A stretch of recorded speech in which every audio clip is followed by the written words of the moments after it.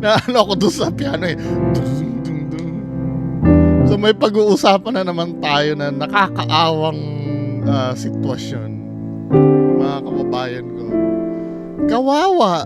Kawawang kawawa. Anyway, tama na nga muna yan.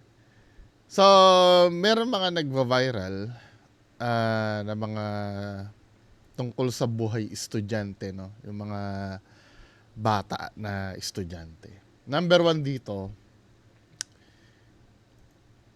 nakita ko to sa GMA Public Affairs. Sabi dito, awareness, estudyante sa Sarangani, bote ng muriatic acid ang tubigan. Naawa po ako sa estudyante ko kasi nagulat ako during break nila ang tubigan niya lumang bote ng muriatic acid. Hindi ko po akalain na sa hirap ng buhay pati yung ganito kadelikadong bote gagawing tubigan ng bata. Nabahala si Teacher Marchie na ang isa sa mga estudyante niya malaman niyang bote ang muriatic acid ang nagsisilbing water bottle. Agad daw siyang humingi ng tulong sa mga may mabubuting puso para kahit paano magkaroon ng maayos na tubigan ang estudyante niyang si Jeric. Maraming salamat po sa malasakit, Teacher Marchie. Para sa nais magpaabot ng tulong, maaaring kontakin ang numerong ito. Tubigan lang naman, kailangan pang ano netong teacher na to. Wala ka ba extra dyan? Laki-laki na sweldo na. Sa totoo lang, no, hindi naman sa pag-ano, may mga teacher ba nagtatrabaho? Hindi ba malalaki na sweldo nyo? Nung time na ako ay nag-i-start magtrabaho, minimum ako nun eh. Minimum ako, hindi. Nung nag-start ako magtrabaho, nasa 20,000 na rin yata sweldo ko dati. Minimum nung nag-start ako ng trabaho, ayoko na sabihin. Basta minimum ako. Pero yung teacher na, nakaklase ko, yung kumuha, yung kaklase ko ng high school na nag-teacher, ang sweldo na nila sa DepEd ay 30,000. Ako, hindi naman ako minimum noon, above minimum naman ako. Yan, mga nasa 25 yata ako. Yung teacher. Tapos pagka ang take home pay ko, mga bawas na yung mga PhilHealth, mga siguro mga almost 20, ganyan. Malaki din ang kaltas sa amin eh. Lalo na nung nasa SM ako, binabawasan ka nun ng pinupwersa ka ng SM na maghulog dun sa kanilang parang SLA ang tawag dun eh. Yung parang pupwersahin ka na bumili ng stocks. Yung ganun sa SM noon. Just imagine, ako, ang trabaho sa SM ay 6 days a week. Isa lang ang day off. Ang teacher, di ba, day off kayo ng weekends. Tapos 30,000 ang sweldo nyo, may mga bonus pa kayo galing gobyerno. Tapos, ang nakakapagtaka ako, ako, nabibili ko ang gusto ko. Yung kaklase ko, huwag niyo sabihin na may binubuhay siyang yung mga magulang niya, pensyonado. Walang problema. Tapos, wala pa siyang pamilya. Ako, ordinaryong manggagawa. Pero ba't siya parang laging kapos sa pera? Lagi ang reklamo sa social media, kulang na kulang ang sweldo. Ako may binabayaran pa akong bahay. Naguhulog pa ako ng bahay. Pero nabibili ko naman ang gusto ko na parang wala akong problema. Kaya minsan di ko naiintindihan sa sa mga teacher, ano ba yung problema nila sa sweldo nila? I don't know, hindi ko lang siguro alam. Pero yung kaklase ko, 'Di ba? Ba't tayo napunta doon? Hindi, sinasabi ko lang dito sa post na to, hindi man lang si teacher kahit bumili man lang ng bottled water at yung bottled water na yon ang gawing baunan nitong bata. Ba't kailangan ipanawagan mo pa, min? Ano ba? Anyway, dito naman tayo sa bata, no? Dito sa bata. Estudyante bote. Tingin ko hindi ito kahirapan eh. Hindi ito kahirapan, kaignorantehan ito. Katangahan ito ng magulang. Hindi ako naniniwala kahit naghihirap ang magulang, hindi gagawin yan eh. Kung nalalaman niya yung delikado nito, pagiging tanga ng magulang ito. Kung magulang ka, nakagawa ka nga ng paraan na makuha ng bagyang anak mo eh. Yung water bottle pa, hindi mo magagawa ng paraan yan. Magkaroon ka nga lang ng 10 piso, bumili ka na lang ng tubig at yun na lang ang paulit-ulitin mong refillan. Actually nga yung yung nilalagay ko dito sa refrigerator namin, yun eh, bote ng Pocari Sweat yun eh. Yun ang lagi ko pinapalamig, tina-transfer ko dun sa ano ko. Saan na ba ito? Pagka napalamig na sa rep, tina-transfer ko dito. 'Di ba? Pati doon sa isang tubigan ko. 'Di ba? I mean, mas magandang bumili ka na lang. Hindi ko alam kung nagpapapansin yung magulang nito or talagang sadyang tanga lang. Hindi ako naniniwala kahirapan yan. Mahirap ka pa sa daga? Kesa saan mo makukuha yung muriatic acid na yan sa inyo? Or napulot mo sa basurahan? Para ka naman tanga. 'Di ba? It's either hindi alam ng magulang niya yung kung ano yung muriatic acid o sadyang nagpapapansin lang. 'Di ba? Kung ganyan din lang, mas gusto ko pa yung bote ng toyo eh. At least yung toyo edible yun, 'di ba? Kaysa bote ng muriatic acid. Para naman tanga to. Same ito na itong same ito nito, no? Saan na ba 'yon?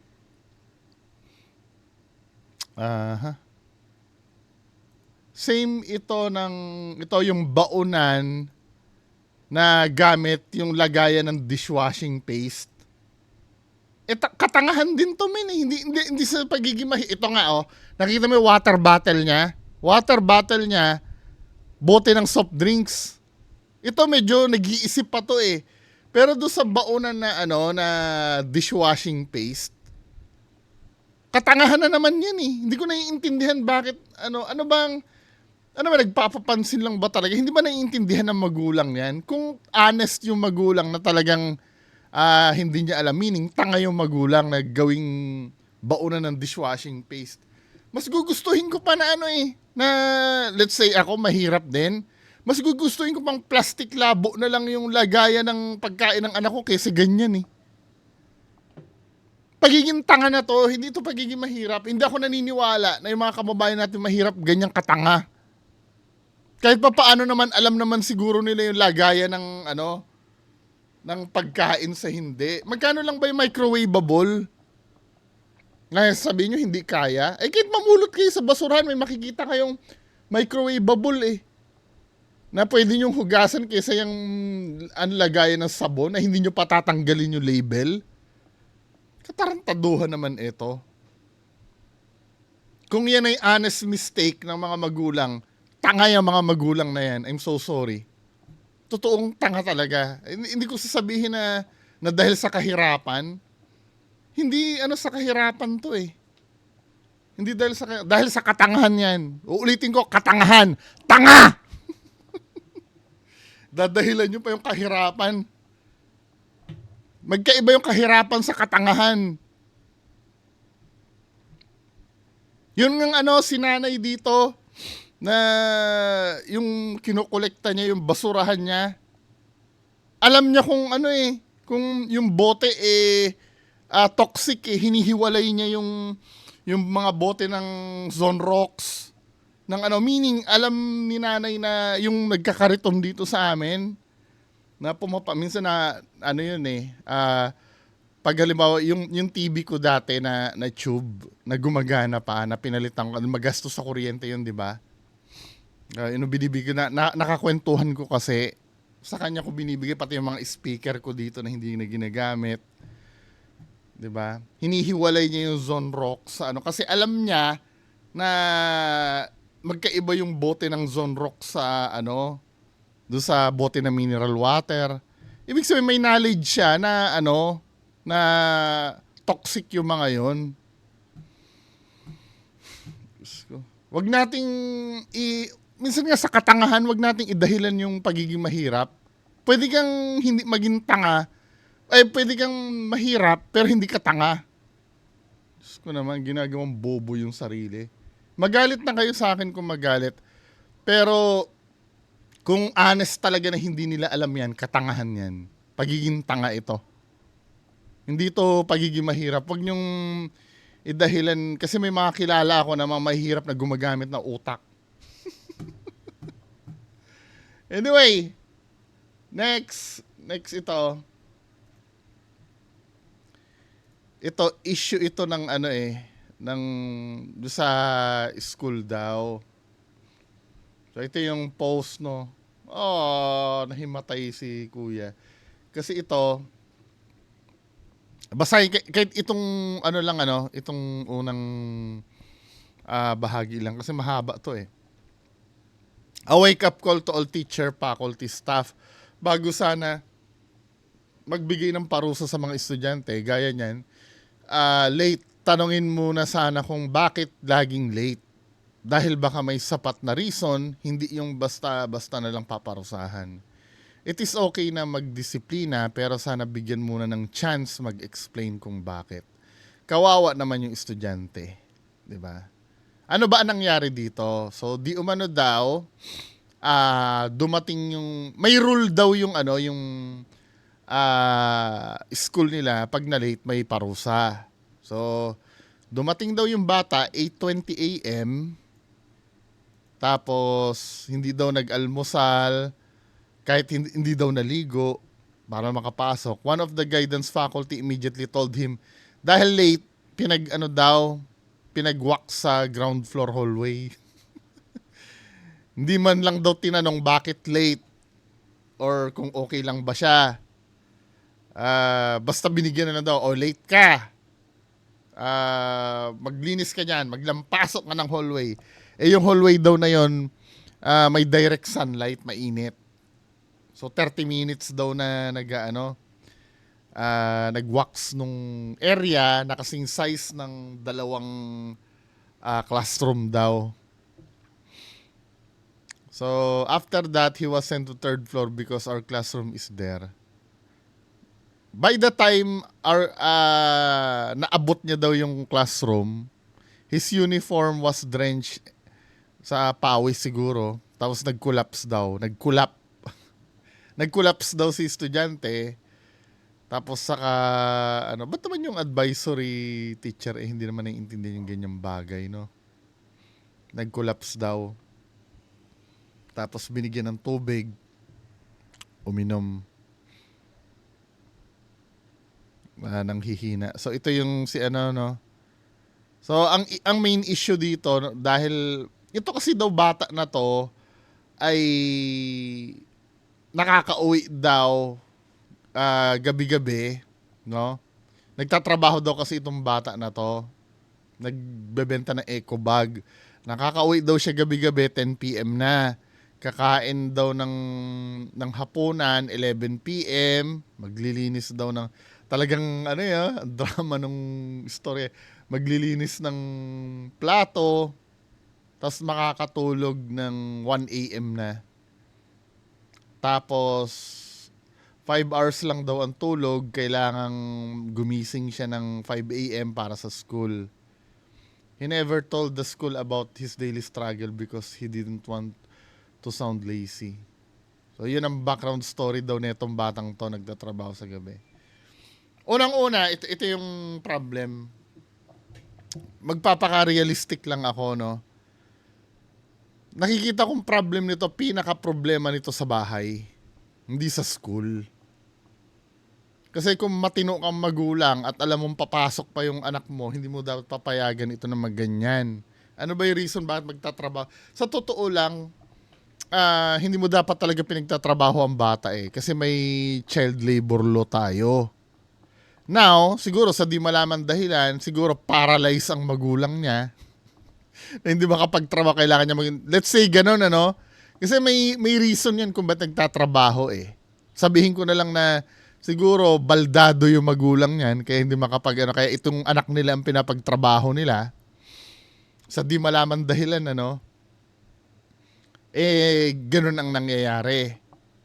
So, punta naman tayo sa part ng school. Pero, kung able naman ang magulang niyan, kung ginagawa ng nanay niya na yung magchismisan maghapon, ang dapat kaltokan dyan yung nanay o kaya yung tatay na batugan. Kasi kung good provider yung mga magulang na ito, hindi magsasuffer ang bata na ganyan. Yun ang unang problema. Pangalawa naman sa school, di ba pinapalinis? Sometimes palusot na lang ng school yan eh. Na oy, late ka, maglinis ka. Alam mo yon, para hindi sila masyadong mag-add ng manpower. Para sa buong building, sapat na ang isang janitor. Now, yung paglilinis nun sa estudyante, kaya nga di ba meron pa ba ngayon yung cleaners?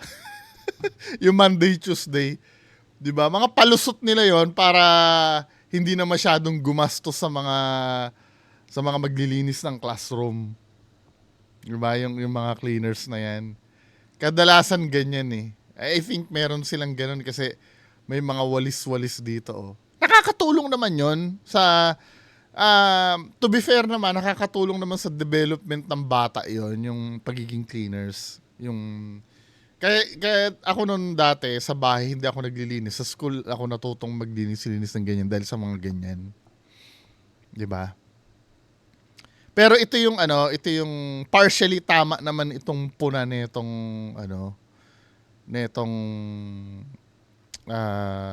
nag-post.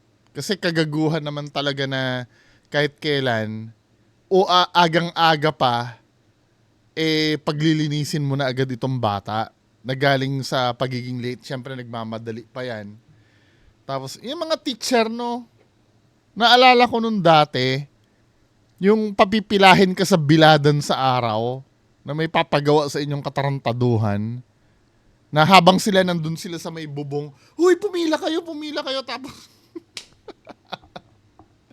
di ba? Kung pro parusa at disiplina, agree naman ako doon. Pero hindi sa ganitong gravity na ginawa nyo ng alila yung bata. Hindi naman sa ganitong paraan. Naniniwala naman ako na kahit nasabihin mong puyat siya or kailangan may parusa pa rin dahil na late siya eh.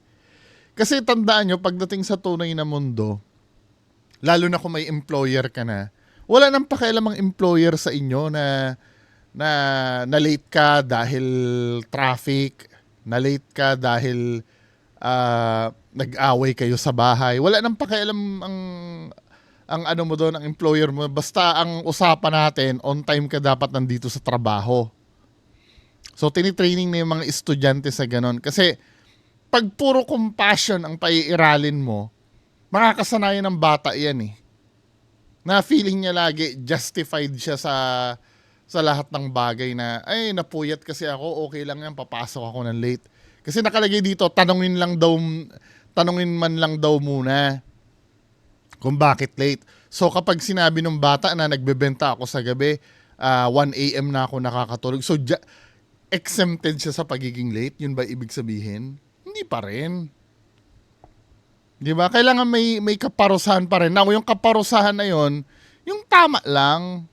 Naalala ko sa amin nun, pag late, pinapakanta eh. Yung mga ganong parusa lang.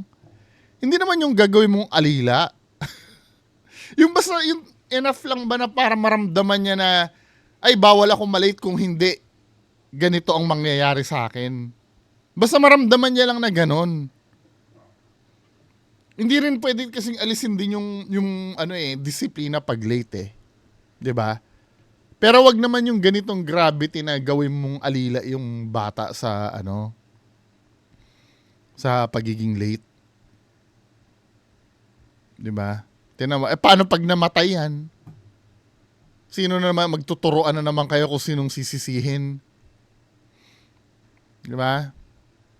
Katulad do sinabi ko kanina, pag late, tama na yung mga parusa na, oy, kakanta ka mamaya, ha? Yung mga ganon, or ano ba ang mga pwedeng parusa sa ganyan? At least merong meron siyang, ah, meron siyang matitikman. Paano ba? Meron siyang consequence. Not necessarily na ganito ka-brutal. Sa amin yata pag late kami yata nagpa-plug ceremony na mag-isa. Yung mga ganong lang, mga ganong parusa lang. 'Di ba?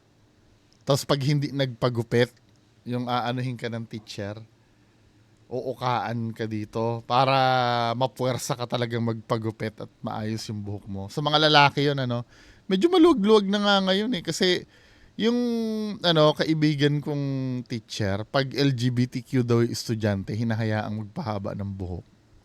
Ewan ko anong kabulshitan yun. Anyway, ibang na yun. Pero dito sa part na to, yun ang paningin ko. Parusahan niya pero hindi naman ganyan. Na yan sa health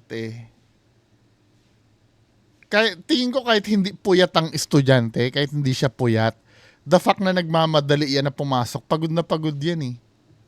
Tapos paglilinisin mo ng buong hallway, tapos may araw pa na nakatutok. Abay, kahit sino naman. Subukan mo yung teacher din na yung palinisin mo ng ganyan. Baka mas malala pa at may high blood pa yon, di ba? Hindi rin nag-iisip minsan yung yung teacher sa parusa eh. Pero inulit ko ha, hindi ako agree na alisin yung parusa porkit justified yung late. Meron pa rin dapat. Para kahit paano magsusumikap yung bata na hindi na ulit maulit yung ganung pangyayari. Mahirap kasi makakasanayan din eh. Na palagi niya iisipin na, total puyat naman ako, alam naman nila na yun eh. Papasok na lang kung kailan ko gusto. Di ba?